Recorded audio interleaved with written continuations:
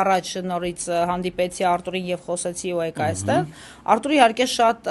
ինքնազգացողությունը վատ էր, որովհետեւ գիտեք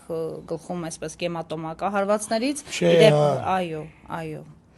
Ու հարվածողը հենց ինքը թաղապետն է, թե կադրերում նկատել եք, այդ ֆիզիկական բաներով սենց նակլի հարվածում էր։ Մի խոսքով, գլխում ինչ-որ բան կա, որը պիտի վաղը դատաբժշկական փորձաքննության կենթարկեն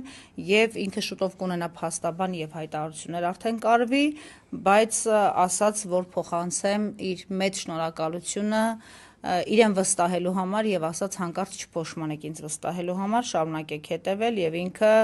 կշարունակի նույն տոնով, նույն տեմպով, չի կաշկանդվում եւ հասկանում է նույնիսկ այս պլանավորած օպերացիաներով իրեն ուզում են հեռացնել իր մղումներից, բայց ինքը նույն մղումներով նույն կռիվը տալու է